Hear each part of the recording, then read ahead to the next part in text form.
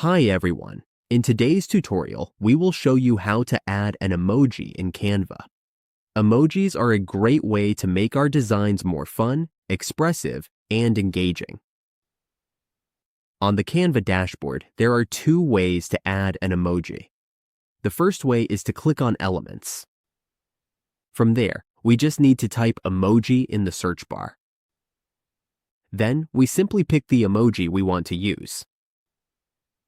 The second way is to use the Apps section. Here we can see an example of an app already installed. To find the Emoji app, we click on Apps and search for Emoji. We type Emoji to find and install the Emoji app.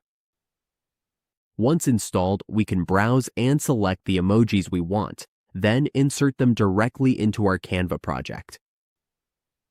And that's how we add an emoji in Canva. With just a few clicks, we can make our designs more lively and creative.